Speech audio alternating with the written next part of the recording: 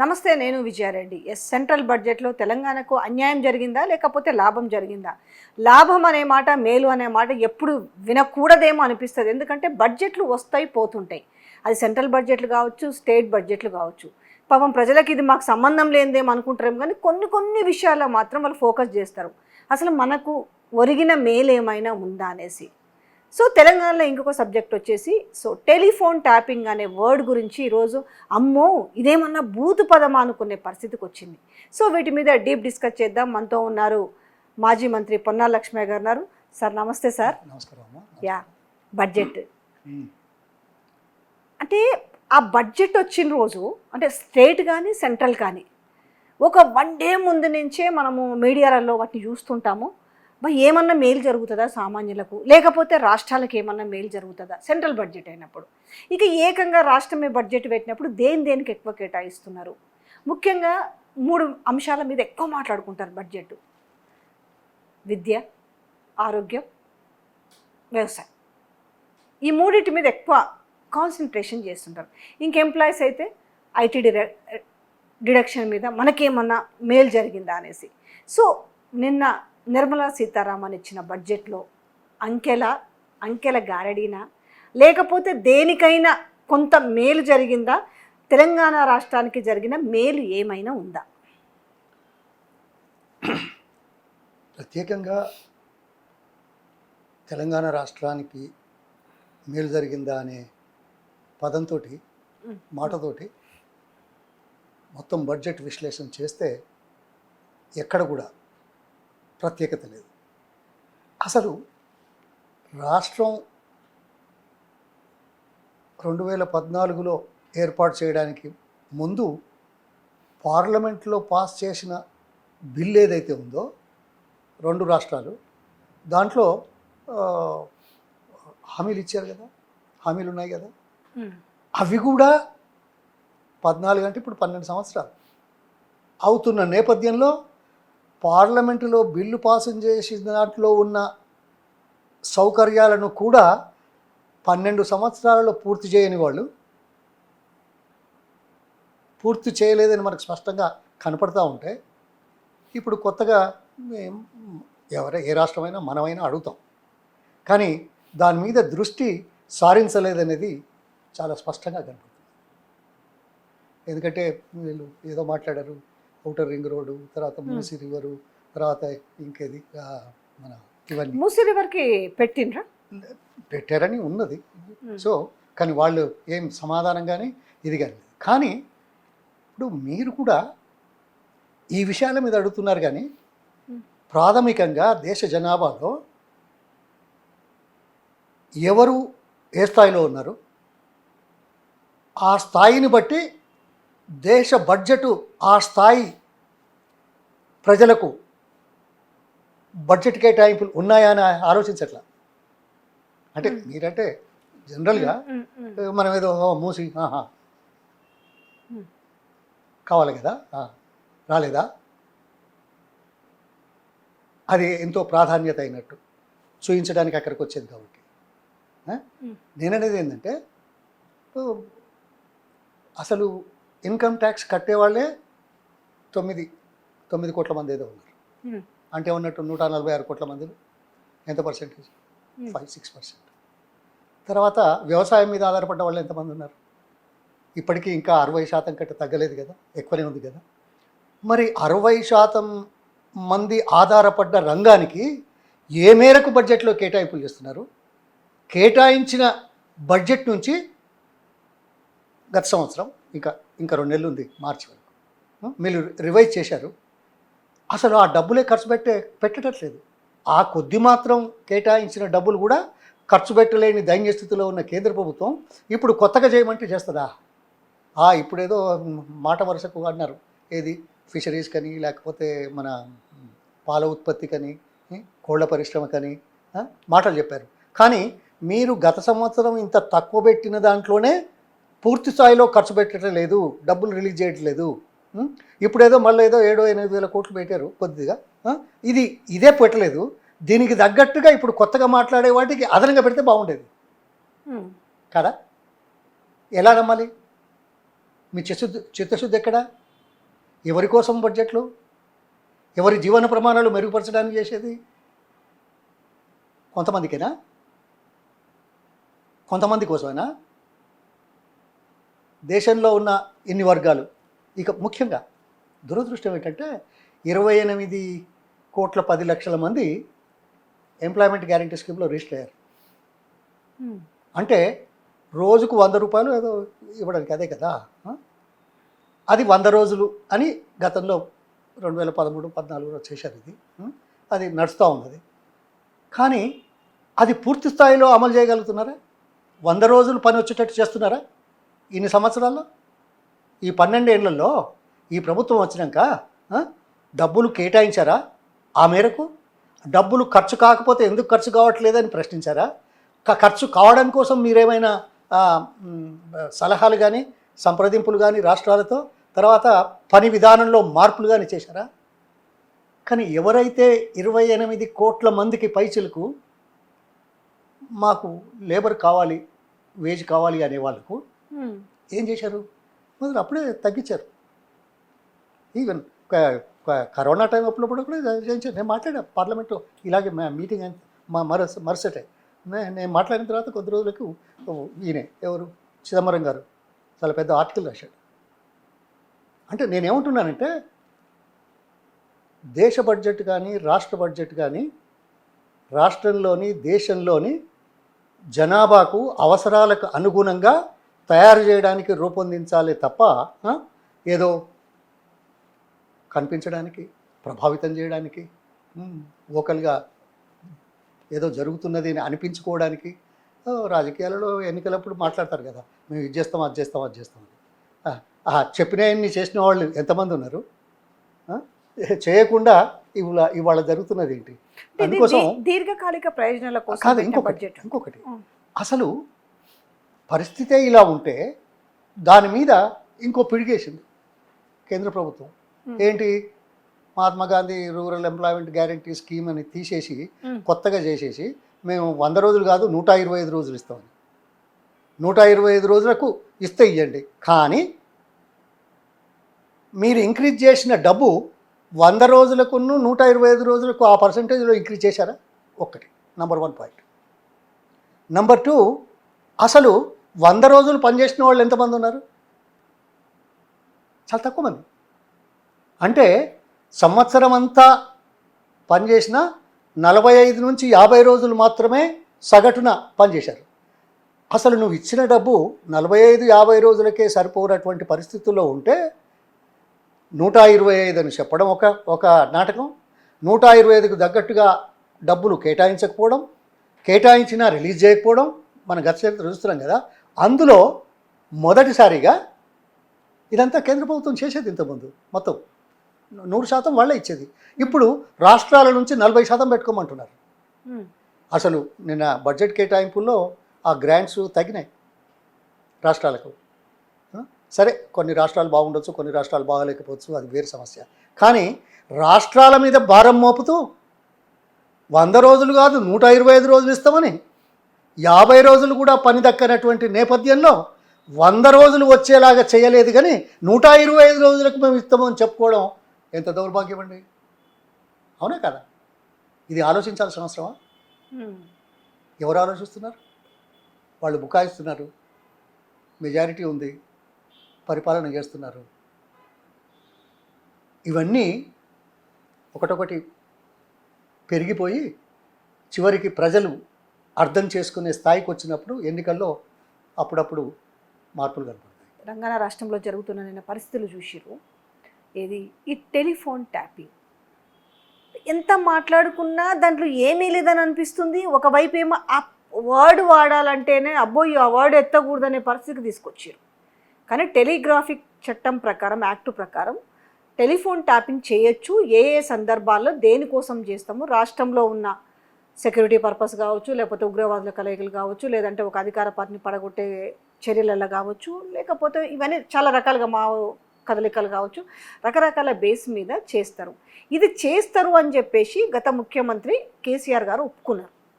ఏ ఏ పరిస్థితులు చేస్తారు ఇప్పుడున్న ముఖ్యమంత్రికి తెలియదా అని చెప్పేసి. కానీ నిన్న చూస్తే బడ్జెట్ నిన్న వాస్తవానికి ఇంత ఆగమేఘాల మీద ఇప్పుడు విచారించి ఏం తేల్చి ఏం చేద్దామని అనిపించింది మీకు ఓవరాల్ కాన్సిక్వెన్సెస్ చూస్తుంటే? ఇలా 2-3 అంశాలు. కేసీఆర్ గారు ఏదో ఒప్పుకున్నారు అనేది, అంటే ఒప్పుకోవడం అంటే ఏ ఏ సందర్భంలో దేనికి చేస్తారో అది హోమ్ సెక్రటరీ పర్మిషన్ తోటి పోలీస్ డిపార్ట్మెంట్కి సంబంధించింది, ఇది ముఖ్యమంత్రికి సంబంధించింది కాదు అనే విషయం. ఆ మాట మొదలు రావాలి కదా. చేస్తారు అనేది అదే అందరికి తెలుసు, ఇప్పుడు చేస్తలేరా? కాదు, ఇప్పుడు చేసుడు కాదు. ఈ ముఖ్యమంత్రి మొన్న ఢిల్లీలో మాట్లాడలేదా? అవుతున్నది. అందులో ప్రత్యేకత ఏముంది? కానీ వ్యవస్థ ఉంటుంది రాష్ట్రంలో, పనులు రాష్ట్ర వ్యవస్థ ద్వారా జరుగుతాయి. దీనికి ఒక చట్టం ఉంది. ఆ చట్ట పరిధి లోపల రాష్ట్రంలో ఉన్నవాళ్ళు ఏదో వ్యవస్థ పనిచేయాలి. ఆ వ్యవస్థను శాసించగలిగే స్థాయి అనేది సరే ఉందా లేదా, కానీ శాస్త్రబద్ధంగా అంటే మన ఈ వ్యవస్థాపరంగా వచ్చిన నిర్ణయాలను ఒక్కరికి అంటగట్టడం అనేది పొరపాటు కదా. నేను అందుకే మొన్న అన్నాను, ఏమయ్యా మీరు అధికారంలోకి వచ్చేంత వరకు దీనికి ఎప్పుడు ప్రజల పక్షాన ఇది జరుగుతున్నదని చెప్దామని ఆలోచనే రాలేదు కదా 10 ఏళ్ళు. నేను ఆ మాట అన్నాను మొన్న మీ దాంట్లో వచ్చింది. అంటే నేనేమంటున్నానంటే వ్యవస్థాపరంగా తీసుకున్న నిర్ణయాలను ఒక వ్యక్తికి లేకుంటే 2 వ్యక్తులకు అంటగట్టడం అనేది చాలా ఇది మంచిది కాదు. అంటే ఒక వ్యక్తి చెప్తే చేస్తాడు అని అంటే మరి చట్టం ఎందుకు, జీవోలు ఎందుకు, ఇవెందుకు? నాకు తప్పు అనిపిస్తున్నది అనుకున్నాను. నన్ను చేయమన్నాడు చేసిన అంటే నీ తప్పు పోతుందా? యు ఆర్ అగెయిన్స్ట్ లా కదా. Correct. Whatever you are doing it's against the law. So the guy who does it through the వ్యవస్థ, they should also they are the more responsible people కదా. నువ్వు చెప్పిందంతా చేస్తామంటే ఉంటుందా? వ్యవస్థలు ఉంటాయా అట్లా? అందుకోసం ఇది బురద జల్లే కార్యక్రమంలో భాగంగా, తమ తప్పిదాలను కప్పిపుచ్చుకోవడానికి చేసే కార్యక్రమంలో భాగంగా ఇతర విషయాల దృష్టి మీద పడకుండా దీన్ని అలా చేయాలి అనేది దానికి ప్రజలు చూస్తున్నారు కదా. తెలంగాణ ఎప్పుడైనా ఏనాడైనా ఇన్ని వేల గ్రామాలలో నిరసనలు జరిగినాయా? అంటే దాని అర్థమైంది, నీకు 1.5% ఒక మనిషి అటు వేసిన ఆయన ఇటు వేస్తే ఈయన అక్కడనే ఉండు, ఈయన ముఖ్యమంత్రిగా ఉండు కదా, ఈ సమస్య రాదు కదా. అయ్యో వచ్చునా 10 ఏళ్ళలో వచ్చిందా?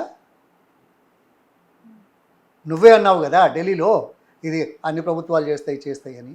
మరి అటువంటప్పుడు ఈ వ్యవస్థలోని వ్యక్తులను బాధ్యత చేయడం, వాళ్ళు ఏదో చెప్పినారు వీళ్ళు చెప్తే చేసినామని చెప్పడం ఒక తప్పు. అది విధి కాదు, అంతే కదా, బాధ్యత కాదు. నీకు చట్టానికి వ్యతిరేకంగా చేస్తున్నావు ఎవరు చెప్పినా అనేది మనం చేసేవాళ్ళకి తెలవాలి కదా, చేసేవాళ్ళు ఆలోచించాలి కదా. మన తెలంగాణలో అంటే మీన్స్ ఉమ్మడి ఆంధ్రప్రదేశ్లో గతంలో ఈ బేస్ మీద విచారణ జరిగిన నేపథ్యం ఉందా? అంటే ఈ టెలిఫోన్ ట్యాపింగు సో జరుగుతుంది, అది నిరవధికంగా, అది గవర్నమెంట్ పాలసీ, దాన్ని ఎక్కడ చేయాలి ఏంటనేది వాళ్ళ పోలీస్ డిపార్ట్మెంట్ చూసుకుంటుంది. వాళ్ళ అవసరానికి అనుగుణంగా ఏ అవసరాలు దేని డిమాండ్ చేసిన దాని మీద జరుగుతుంది. దానికి ఒక ఫండ్ ఉంటుంది, ఆ ఫండ్ సీక్రెట్ ఫండ్ ఉంటుంది అని కూడా చెప్పారు. దాన్ని ఎందుకు ఖర్చు పెడతారని బయటకు చెప్పాల్సిన అవసరం కూడా లేదన్నది కూడా ఒక చర్చ ఉంది ఓపెన్గా. అయితే గతంలో ఈ ఉమ్మడి ఆంధ్రప్రదేశ్లో దీని మీద నిజంగానే ఒక మాజీ ముఖ్యమంత్రి మీద విచారణ జరిపిన సందర్భాలు ఏమైనా ఉన్నాయా? అంటే ఈరోజు పనులన్నీ పక్కన పెట్టి, అంటే ఇవాళ ప్రజలకు సంబంధించిన విషయాలు, మేనిఫెస్టోలోని విషయాలు, నిన్నగా సమ్మక్క సారక్క జాతరల మేడారం జాతర జరిగితే పాపం మహిళలే కాదు భక్తులు ఎంత ఇబ్బందులకు గురైందంటే అంత ఇబ్బందులకు. 8 గంటలు 13 గంటలు పోలీసు వ్యవస్థ ఎక్కడ పోయిందో తెలియదు ఉంది. కానీ అది జరుగుతున్న నేపథ్యం ఒకటి, ఇక్కడ మున్సిపల్ ఎలక్షన్స్ నామినేషన్ల స్వీకరణ ఒకటి, ఇంత అర్జెన్సీగా ఇది చేయాల్సినంత అవసరం ఏమన్నా ఉండేనా అని చర్చ కూడా ఉంది. అది నేను అందుకే మన దగ్గరనే ఇప్పుడు ఈ సిట్ అంటూ వేయడమే ఒక బాధ్యత రాహిత్యం, తప్పించుకునే విధానం. దీని ద్వారా ప్రజలకు ఏదో చెప్దామని అనడం మరో తప్పిదం. మూడవది ఎవరి బాధ్యతలు వాళ్ళు నిర్వర్తిస్తున్నారా లేదా అనేది చూసేది అది వేరే అంశం. అటువంటప్పుడు ఒకవైపు జాతర, మరోవైపు ఎన్నికలు, మరోవైపు దేశ బడ్జెటు దాని మీద ఈ సమయంలో ఇది చేయడం, అది కూడా 2 సంవత్సరాలైంది కమిటీ వేసి. ఈ 2 సంవత్సరాలు ఏం చేశారే? ఏం ప్రశ్నలు అవి? పెద్ద ఆయన అంటే ఎవరు? పెద్ద ఆయన అంటే ఎవరా? పెద్ద ఆయన ఎవరున్నారో మాకేం తెలుసు? నీవు ఇంటర్వ్యూ చేసిన వాళ్ళ ఎవరో అన్నారు అని అంటున్నావు, అది మాకేం తెలుసు? ఇప్పుడు ఆయన అన్నడా లేదా నాకు తెలియదు, ఆయన చెప్పింది లేనిది నువ్వు ఆయన చెప్పినట్టు నువ్వు అడుగుతున్నావా లేదా నాకు తెలియదు. నువ్వు ఆయన చెప్పింది చెప్పినట్టుగా నువ్వు నన్ను అడిగినా ఇది అర్ధరహితం. అంతే కదా? చట్టం ఉంది, విధి విధానాలు ఉన్నాయి, దాని ప్రకారం నడుచుకోవాల్సిన బాధ్యత వ్యవస్థ లోపల ఉండాలి కదా. ఎవరో చెప్పినారని ఆయన ఏదో బదనాం చేయడానికి చేసే ఎత్తుగడలు తప్ప ఇంకేమైనా ఉందా? అందులో ఇది బయటికి రాకముందే, అంటే రుజువు కాకముందే, న్యాయస్థానాలలో ఏమైతే అది వేరే విషయం, అది రాకముందే మనమే ఈయన ఏదో దోషి అన్నట్టు చూపెడుతున్నాం. How far it is right? బాధ్యతాయుతమైన పదవిలో ఉన్న ఇది ఒకటి కూడా మెయిన్ వ్యాలిడ్ అంటే క్వశ్చన్ అనిపిస్తుంది నాకు. ఎందుకంటే సజ్జనారు ఒక ప్రశ్న ట్వీట్ చేసి, ఎక్స్లో ట్వీట్ చేసి, అంటే ఈ ఇన్వెస్టిగేషన్ జరిగింది ఇల్లీగల్ ఫోన్ ట్యాపింగ్ విషయం అనేసి అందులో మెన్షన్ చేసిరు. అసలు దీనిపైన కోర్టులు ఇంకేం డిసైడ్ చేయకముందుకే దీంట్లో పోలీసులు డిసైడ్ చేయొచ్చా ఇల్లీగల్ ఫోన్ ట్యాపింగ్ అనేది ఎట్లా చెప్తారు అనే దాని మీద కూడా ఇంతకుముందు బీఆర్ఎస్ వర్కింగ్ ప్రెసిడెంట్ కేటీఆర్ మాట్లాడడం జరిగింది, ట్వీట్ చేశారు. అలాగే సేమ్ దాని మీదనే రెస్పాండ్ అయ్యారు మాజీ మంత్రి హరీష్ రావు గారు. ఎట్లా ఇల్లీగల్ అని మెన్షన్ చేస్తారు అనేసి. కాదు అంటే 2 సంవత్సరాలు ఏర్పడిన సంస్థ సిట్ ఏం అడగాలో అని ఆలోచించేందుకే 2 సంవత్సరాలు పడుతున్నది. దాంట్లో మొన్న ఎంపీ గారిని మాజీ ఎంపీ అని పెట్టలే లెటర్లో, ప్రజెంట్ ఎంపీ అదే ఎంపీ అని పెట్టారు, మళ్ళీ సర్దిద్దారు. ఇదంతా దృష్టికి వస్తే తర్వాత ఇల్లీగల్ అనే పదం ఎందుకు వాడారు అనే దానికి సమాధానం వస్తుందా? మీ ఆలోచనలకు అనుగుణంగా మీరంటే కరెక్టా? కాదు కదా. దీనికి బాధ్యులు ఎవరు? వాళ్ళే బాధ్యులు. ఎట్లాగైతే ఒక మాజీ ఎంపీని మాజీ అనకుండా ఎంపీ అనడం, తర్వాత ఇల్లీగల్ ట్యాపింగ్ అనే మాట ఏ బేసిస్ మీద అంటున్నావు నువ్వు? యూ షుడ్ బి శిక్షార్హుడు ఇట్లా అనేవాళ్ళు.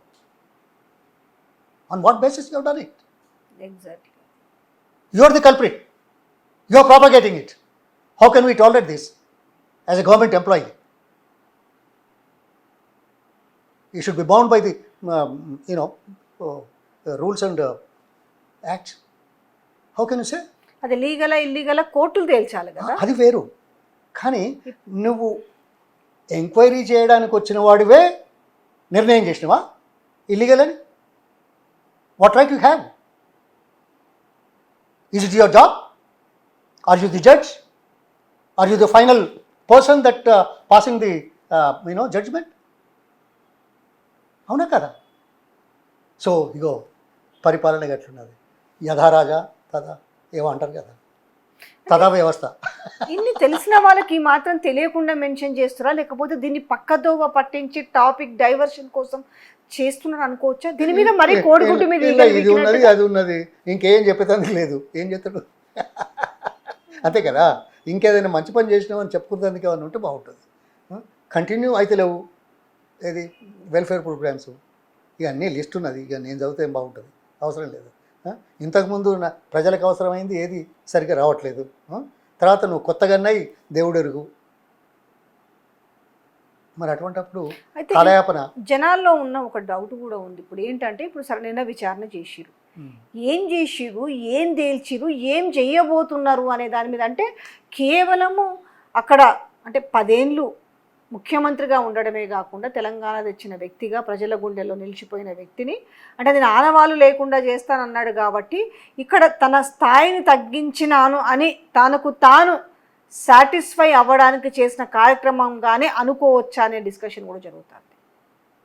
ఇప్పుడు ఆయన ఏమన్నాడు, 65 సంవత్సరాల పైబడిన వారికి 160 సిఆర్పిసి చట్టం ప్రకారము ఎక్కడైనా విచారించాలి ఆయన చెప్పిండు. నేను నివాసం ఇప్పుడు అక్కడే ఉంటున్నాను, నన్ను అక్కడే విచారించాను అని చెప్తే లేదు లేదని చెప్పి నందినగర్లో ఇంటి గోడకు నోటీసులు అంటించిపోయారు. ఆయన కూడా జూబ్లీహిల్స్ ఏసీపీకి ఒక లేఖ రాసిండు, మీరు ఏ రకంగా ఏమేమి ఉల్లంఘిస్తున్నారో అయినా నేను చట్టాన్ని గౌరవించి నేను మీకు విచారణకు అందుబాటులో ఉంటానని చెప్పడం జరిగింది. ఇది చూస్తే కూడా దాని అర్థం ఏంది? ఎవరు చట్ట పరిధిలో ఉన్నారు? ఎవరు చట్టాన్ని గౌరవిస్తున్నారు? ఎవరి మీద చట్టానికి వ్యతిరేకంగా ప్రచారం చేయదలుచుకున్నారు? కనపడుతున్నది కదా, చాలదా? So the SIT, I don't know what to say, the appointment of SIT it self SIT అయింది. వదిలే. ఆయన అన్నాడు ఆల్రెడీ, మాజీ మంత్రి హరీష్ రావు గారు అన్నారు ఎస్ఐటి సిట్ కాదు సిఐటి సిట్ అయింది అనేసి, అంటే అట్లా దానికి భాష్యం వచ్చేలాగా చేస్తున్నారు అనేసి. ఇంటి గోడ కంటించడం ఏంది? ఎవరి అభిప్రాయాలు వాళ్ళకు అనుగుణంగా మార్చుకొని వ్యవస్థాపరంగా చేయాల్సినవి పక్కన పెట్టి వాళ్ళ స్వంత అభిప్రాయాలను మాత్రమే బయటికి ప్రచారం చేయడానికి చేసే ప్రక్రియలో రాష్ట్ర ప్రభుత్వం ఉన్నది. అందుకే 10 సంవత్సరాలు సమస్య మీద రాలేదు. ఇప్పుడు 2 సంవత్సరాలు, ఈ 2 సంవత్సరాలలో ఆ 2 లెటర్లతోటే తేలిపోయింది ఈయన ప్రభుత్వంలో వ్యవస్థ ఏ రకంగా పనిచేస్తున్నదో, వ్యవస్థ ఏమనుకుంటుందో. అంతే కదా. సో ఇంకొక విషయం వచ్చేసి ఇప్పుడు ఈ లేదు ఇల్లీగల్ అని మరి ఆయన అన్నాడని ఏదో అంటున్నారు. ఆయన ఎక్స్ లో ట్వీట్ చేసిండు, దాంట్లో ఆయన ఎవరు చెప్పినట్టు మరి ఇల్లీగల్ అని అడగలే? మీకు దొరకరా ఏంది? అది కూడా అడిగితే బాగుండేది కదా.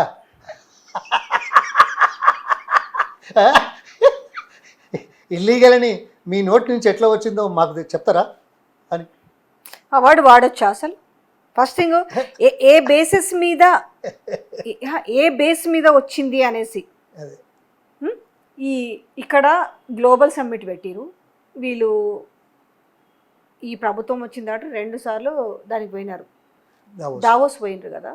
సో ఈ వచ్చిన వాటన్నిటి మీద ఇప్పుడు అందరూ కూడా చూస్తున్నారు ఏ కంపెనీలు పెట్టుబడులు పెట్టినాయి, ఎంతెంత వచ్చినాయి అనే దాని మీద. సరే అది వైట్ పేపర్ రిలీజ్ చేయడం ఇంకా తర్వాత ముచ్చట, అది గ్రౌండ్ ఎంత అయింది అనేది పక్కన పెడితే ఈరోజు వచ్చిన దాంట్లో 1-2 మినహాయిస్తే మిగతా అసలు గూగుల్ ఎతికితే లేవు. రెండోది 1-2 ఎక్కడన్నా ఉన్నా కూడా సపోజు 10 లక్షలు ఉన్నదానికి పెయిడ్ క్యాపిటల్ ఉన్నది, ఈరోజు తీసుకొచ్చి వాళ్ళు 1000 కోట్లు పెడుతున్నారు అని అంటే ఎట్లా నమ్మొచ్చు అనే దాని మీద బాజాప్తేలా ఏదున్నా కూడా కంపెనీ ఎత్తుకుంటే దొరుకుతుంది కదా. దీనిపైన ఏం అర్థం చేసుకోవాలి? నిజంగా వీళ్ళు చేపిస్తున్న అరచేతిలో వైకుంఠం చూపిస్తుంటే ఏమనాలా? కాదు, అల్పులు, అనుభవం లేదు, కొత్తగా అందలం ఎక్కినారు, కొత్తగా అందలం ఎక్కి మేమేదో చేస్తున్నామని చెప్పుకోవాలా, చెప్పుకునే దాంట్లో ఇవన్నీ వస్తున్నాయి. అంతేనా? ఇవన్నీ వస్తున్నాయి. కానీ వైట్ పేపర్ ఇస్తే ఇది ఇస్తే అది ఇస్తే ఏమవుతుంది అనేది అది వేరు విషయం. కానీ ఈ పూట అయితే గడిచింది కదా. కానీ 2 మేజర్ కంపెనీలు ఇన్వెస్ట్ చేసేటి వెళ్ళిపోయినాయి కదా, 1000 కోట్ల రూపాయలు పెట్టి. ఉన్నయిపోయేటువంటి పరిస్థితుల్లో నిలుపుదల చేసుకోలేని దైన్య స్థితిలో ఉన్న ప్రభుత్వ పెద్దలు కొత్తవి తీసుకొస్తామంటే వద్దంటరా. అయ్యో ఉత్తుత్తివా ఏది కొత్త అంటే ఉత్తుత్తి కంపెనీలు తీసుకురావడం లేలే. కొత్తవి రావాలని అంటే తప్పు కాదు కదా, మేము తెస్తాము అంటే తప్పు కాదు కదా. కానీ ఉన్నాయి కూడా కొట్టుకుంటున్నావు, ఇవి పోకుండా నువ్వేం చేసినావు అని అడిగితే సమాధానం చెప్తే కొత్తవి వస్తాయేమో అని మనకు ఆశ ఉంటుంది. అంతేనా? అవునా కదా? ఇది ప్రజలకు అర్థం కావాలని చెప్తున్నా. ఇప్పుడు మన దగ్గర నుంచెల్లే పోతుంటే నువ్వేదో కొత్తవి తెస్తానంటున్నావేందా అని అనడానికి ఆస్కారం ఉందా? ఈ పోయే మేజర్ కంపెనీలు 2 మీరు ఎందుకు ఆపలేకపోయినారు? ఓకే, మీరు 3వసారి పోయినారు, సరే ప్రచారం చేస్తారు, ఇంత వస్తుంది అంత వస్తున్నది, ఎవరో వచ్చి కలుస్తారు, కలిసినంత మాత్రాన రేపు కంపెనీ ఇదవుతుందా? వస్తారా? వస్తే పెట్టుబడి అవుతుందా? ఎన్నేళ్ళు పడుతుంది? ఇవన్నీ అది వేరే అంశం. అడగడంలో తప్పు లేదు, కావాలని కోరడంలో తప్పు లేదు. ప్రజలను మభ్యపెట్టే విధంగా తీసుకొచ్చి ఉత్పత్తి కంపెనీలు అంటే 10 లక్షల కెపాసిటీ లేని కంపెనీలు వచ్చి 30-40 వేల కోట్ల. మరి అక్కడ చెప్పాలి కదా, మేము ఇక్కడికి వచ్చినాక 1,26,6,000 కోట్లు లేకుంటే 2.5 లక్షల కోట్లు పెట్టుబడులు వస్తున్నాయని చెప్పుకోవాలి కదా. ఇప్పుడు రాజకీయ నాయకులు జిమ్మికి చేస్తే కుదరదు. ఇలా పోరలు ఇలా చాలా తెలివి కళలు ఉన్నారు, అవును. అన్ని కొట్టి చూస్తారు. వీడి కెపాసిటీ ఏంది, వీడి కథ ఏంది, వీడి కంపెనీ ఎప్పుడు వచ్చింది. ఎప్పుడు వచ్చినా అన్ని చూస్తారు ఓపెన్. గతంలో అంటే చెప్తే నమ్మిరేమో, ఏ ప్రభుత్వంలో ఉండని ఎవరు చేయని గారడి లెక్కలు చూపిస్తా అంటే. కానీ అయినప్పటికీ కూడా అంత ధైర్యంగా వచ్చి మేము ఇన్ని వేల కోట్ల ఇన్ని లక్షల కోట్ల పెట్టుబడులు తెచ్చినామనంటే ఏది గ్రౌండ్ వర్క్ ఏది? మీరు ఎప్పుడు సీఎంని ఇంటర్వ్యూ చేయలేదా? టైం వస్తుందేమో వెరీ సూన్. ఇంకా అంటే గతంలో అంటే ఓకే, అది ఎప్పుడు ఆయన ప్రతిపక్షంలో ఉన్నప్పుడు ఏదో చేసినాము, అయ్యాల ఆయన మేము అడిగిన వాటికి అద్భుతంగా క్వశ్చన్లు వస్తాయి. ఇవాళ అట్లా ఉండదు కదా, చేసినాము. అప్పుడు ఒక మాట వచ్చేది ఎప్పుడు, ఒక ఊతపదం లాంటి అప్పుడు ప్రతిపక్షంలో ఉన్నప్పుడు, అదిరించేవాడు లేకపోతే బెదిరించేవాందే రాజ్యం అవుతుంది అనేసి ఓ స్లోగన్ ఎప్పుడైనా కూడా. ఇప్పుడు ఎవరన్నా అదిరిస్తామనంటే అదిరించుడు పక్కన పెట్టు, ఇదేంద్రా నాయన అంటే కేసులు పెడుతుండే. ఆయన అన్నది కరెక్టే కదా, ఆయనకు అవకాశం వచ్చింది బెదిరిస్తాడు. ఓకే, బాగున్నారు, దాన్ని కూడా తీసుకొచ్చారు. అదిరించుడు పక్కన పెట్టి బెదిరించుడు తీసుకొచ్చి ఆ పూట అది చెప్పి ఈ పూట ఇది సమయం చెప్పిండు. ఇప్పుడు అవకాశం వచ్చింది, బెదిరిస్తూ పరిపాలన చేస్తున్నాడు అంతే. పాపం ఆయన మాట కట్టుబడి ఉన్నాడు. ఆబ్వియస్లీ ఆయన మాట కట్టుబడి ఉన్నాడు. ఎగ్జాక్ట్లీ. పాపం కానీ జనాలే ఆగమవుతారు అంతే. ఏమో అవుతుందేమో, మాకు ఇంకో ఏమి ఇస్తారేమో అనేసి. సరే, ఈ మున్సిపల్ ఎలక్షన్స్లో అంటే ఇది కూడా అధికారం ఉంది కాబట్టి అధికార పార్టీకే పెచ్చింగ్ ఉంటుందా? అంటే పార్టీ సింబల్ మీద గెలిచే ఓట్లు, ఇది యాక్చువల్గా చెప్పాలంటే జనరల్గా సెమీఫైనల్ లాగా. సరే ఓకే, జనరల్గా ఈ నేపథ్యంలో ఎట్లుంటుంది అంటే వీళ్ళ బెదిరింపులకు కానీ లేకపోతే వీళ్ళ తాయిలాలకు కానీ అధికార పార్టీకి పెచ్చింగ్ ఉండే అవకాశం ఉంటుంది, లేకపోతే కొంత లిబరల్గా ఉంటుందా? సాధారణంగా అధికార పార్టీ కొంత ఎడ్జి ఉండాలి. కానీ ఇప్పుడు జరుగుతున్న విషయాల మీద, నిన్నటి ప్రకంపనల మీద, తర్వాత రూలింగ్ పార్టీకి అపోజిషన్కి తేడా నేను ఇంతకుముందు చెప్పాను. ఒక మనిషి అటేసే వాళ్ళు ఇటేస్తే మారిపోయేది కదా, మార్పు ఉండకపోయేది. సో ఇది ఈ ఎన్నికల్లో కొంత ఖచ్చితంగా ఓ గుణపాఠం కాంగ్రెస్కు కలుగుతుందని అనిపిస్తున్నది.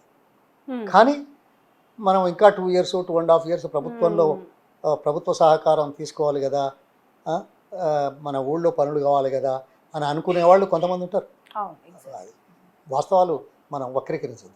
సో ఈ నేపథ్యంలో ఇప్పుడున్న పరిస్థితుల వల్ల ఈ బదనాం చేసే కార్యక్రమం, దుష్ప్రచారం చేసే కార్యక్రమం, ప్రజల్లో విరక్తి పుడుతున్న కార్యక్రమం, ఏ ఒక్క అంశం మీద కూడా ప్రభుత్వానికి మద్దతు రావట్లేదు. తర్వాత ప్రతి విషయం మీద, కోల్ మీద, తర్వాత అవేంటి కోల్ గ్యాస్ పవర్ది దాని మీద, వీటి మీద, ప్రతి దాని మీద రోజుకోసారి 2 రోజులకోసారి స్కామ్లు బయటపడుతున్నాయి కదా. సో ఇది ప్రజల మనసులో నిలిచిపోతుంది కదా. సో తప్పనిసరిగా అయితే ఇందులో ఇంకోటి కూడా, సరే ప్రభుత్వం ఇంకొక 2-2.5 ఏళ్ల పాటు ఉంది కాబట్టి సో పనులు కావేమో అనుకొని ఒకవేళ ఓట్లు వేసి అనుకుందాము, వాళ్ళు అనుకున్నదే జరిగింది ఒకవేళ అధికార పార్టీకి పెచ్చింగ్గా ఉంటే.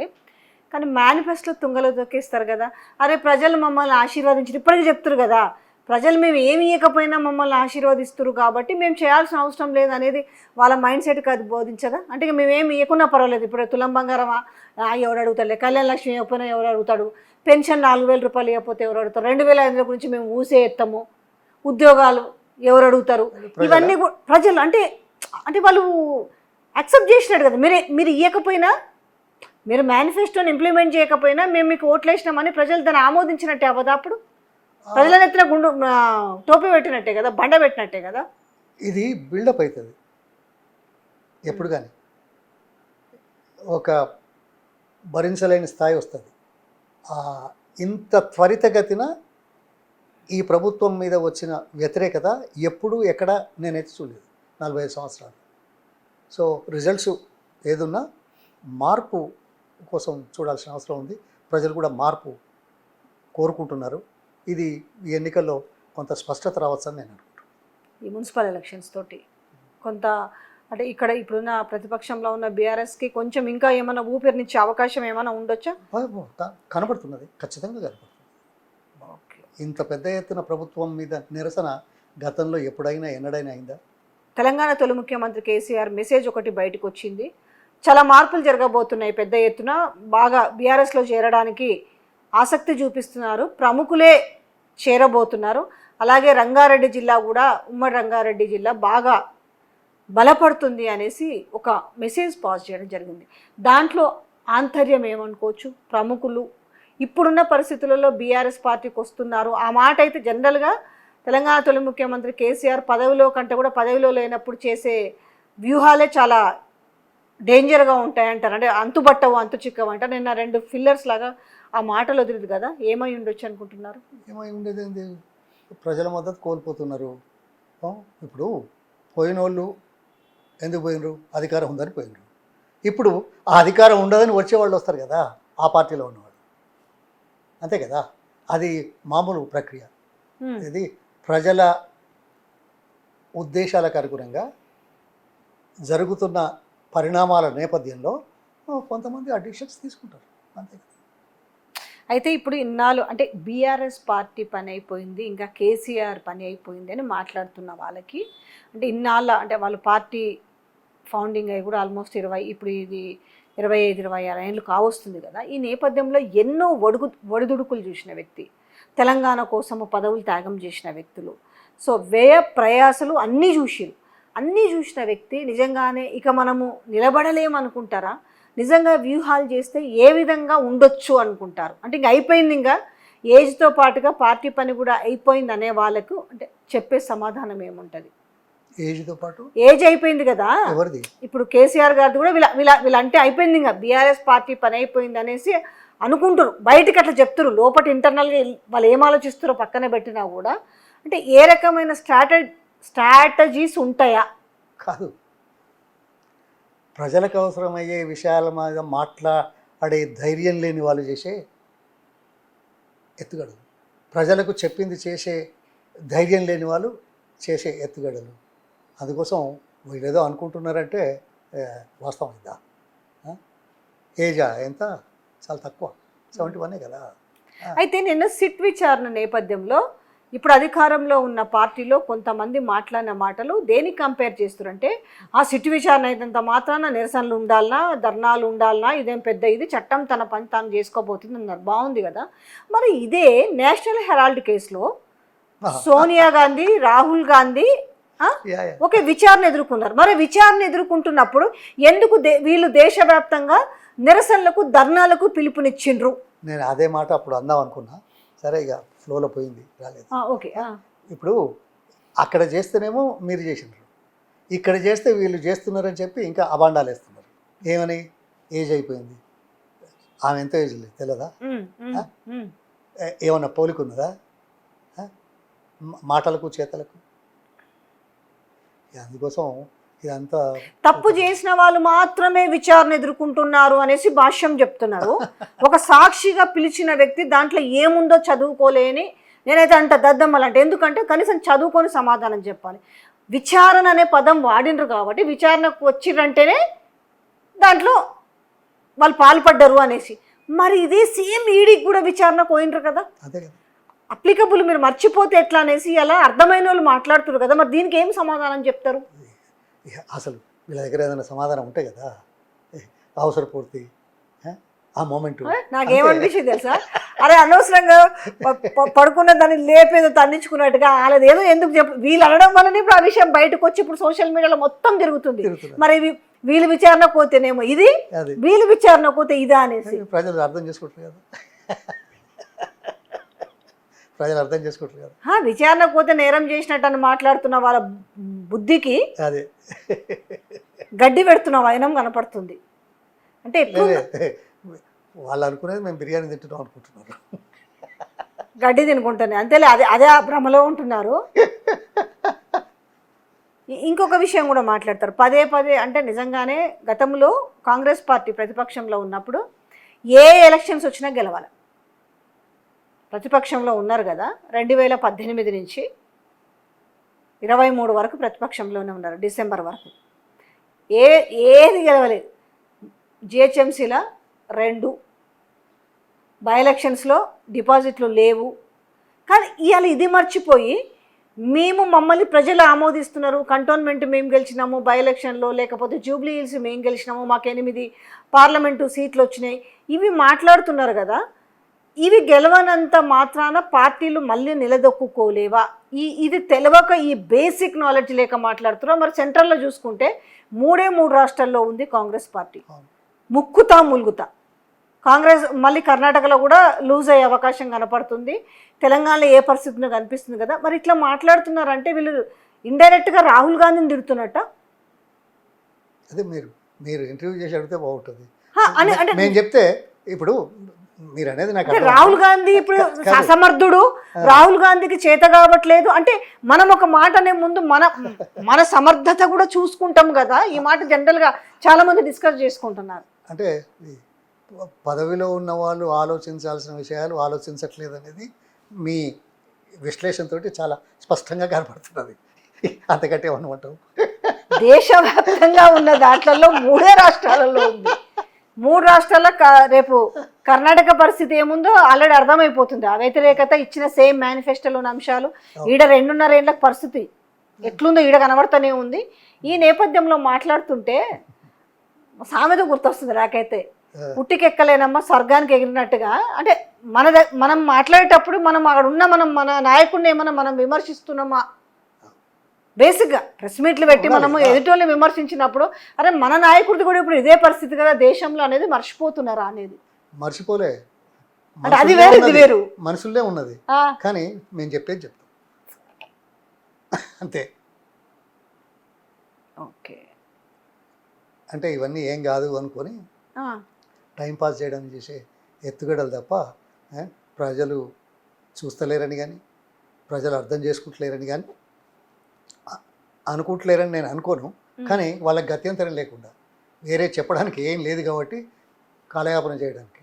చివరిగా ఇంకొక ప్రశ్న ఉంది సార్, ఏంటంటే ఈరోజు మీడియా కూడా ఇవాళ తెలంగాణలో అస్తిత్వాన్ని, అంటే తెలంగాణ అంటే ఒక సెంటిమెంట్, మీరే అంటారు మీరు ఎప్పుడో చిన్నప్పుడే ఉన్నప్పుడు గో బ్యాక్ ఇడ్లీ, అప్పుడు ఇడ్లీ సాంబార్ అని, ఇప్పుడు కాదు మీరు చిన్నగా ఉన్నప్పుడే ఎట్లా ఉన్నారు 55లో మన తెలంగాణలో మన అస్తిత్వము మనం ఎట్లా కాపాడుకోవాలనే దాని మీద ఎప్పుడు జరుగుతుంది. అయితే ఈ రోజు జరుగుతున్న ప్రక్రియలో మళ్ళీ బీఆర్ఎస్ పార్టీ అనేది ఉనికి లేకుండా ఉండడానికి ఇవాళ మేము చాలా బాధ్యతాయుతంగా పత్రికలు నడుపుతున్నాం అనుకునే వాళ్ళు తెలంగాణ అస్తిత్వాన్ని దెబ్బ కొట్టే విధంగా రాస్తున్న రాతల గురించి, అంటే మొన్న జరుగుతుంది కదా ఈ ఏదైతే టెలిఫోన్ ట్యాపింగ్ ఇష్యూ కావచ్చు, బీఆర్ఎస్ మళ్ళా పడి లేచిన కెరటం అంటారు కదా, లేచిపడిన కెరటంలో మళ్ళీ దూసుకుపోతున్న నేపథ్యంలో తెలంగాణ అంటే కేసీఆర్ జాగిరా, కేసీఆర్ సొత్తా అని రాతలు రాస్తుంది.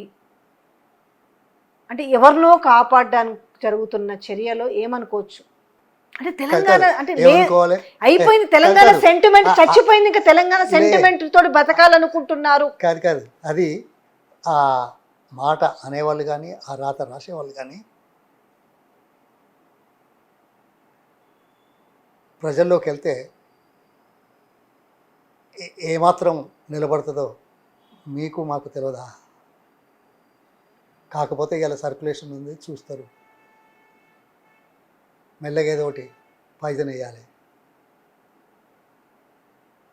మా ఇన్హరెంట్ మనసులో ఉన్న అంశాన్ని బయటికి రాబట్టేందుకు మేము అనుకున్నది సాధించడానికి చేసే ఎత్తుగడలో ఇదొక ఎత్తుగడ. అంటే లేని పార్టీని ఇక్కడ బతికించడానికి, ఉన్న సెంటిమెంట్నేమో చంపేసేయాలనే ప్రయత్నము, లేని పార్టీని ఇక్కడ బతికించడానికి చేస్తున్న చర్యల్లో భాగంగా నీతిబాహ్యమైన రాతలు. అది చాలా స్పష్టంగా బాగా బాధ అనిపించిన ఒక అంశము, అంటే మీరు కూడా పొద్దున్న లేస్తే సోషల్ మీడియా పీపుల్తో, అంటే ఎవరైతే మెయిన్ స్ట్రీమ్ మీడియాలో ఉన్నారో వాళ్ళు సోషల్ మీడియాలో పనిచేస్తున్నారు, సోషల్ మీడియా వాళ్ళని అవమానించిన విధానం ఎట్లుందనంటే తమిళనాడులో శవాల దగ్గర కూలి తీసుకొని ఏడ్చే వాళ్ళతోటి పోల్చిన వైనం దిగజారి ఉందంటే ఎవరైనా ఒక 10 పైసల ఒక కాదు అదే పరిస్థితి వాళ్ళకే వస్తుందేమో. చేసి వచ్చిరా అని నాకు డౌట్, మాకు కూడా తెలియదు. అదే పరిస్థితి వాళ్ళకు కూడా. నా డౌట్ ఏం తెలుసా, ఈ పని చేసి వచ్చిరా ఏందని ఒక డౌట్. నేను ఎందుకు మాట్లాడుతుంటే మాకు తెలియదు నిజంగా. ఇట్లా తమిళనాడులో శవాల దగ్గర కూలి తీసుకొని అట్లాంటి క్లిప్ ఒకటి వేసిరు అన్నట్టు, ఈ పని చేసి వచ్చిరా ఏందనేది ఒక డౌట్ అన్నట్టు. అంటే ఏ రకంగా తెలంగాణ మీద ఒక రాక్షస క్రీడ ఆడుతున్నారు, ఆడబోతున్నారు అనే దానికి ఒక పరాకాష్ట కనిపిస్తలేదు అంటారు. కనబడుతుంది. అది ఒక్క అది వాళ్ళకు కూడా ఒక్క వర్తిస్తుంది బక్క మనిషిని దెబ్బ కొట్టడానికి అది కూడా వాళ్ళకు వర్తిస్తుందేమో చెప్పలేము. కావచ్చు, అంతే సేమ్ ఆబ్వియస్లీగా అనుకోవచ్చు నిజంగా.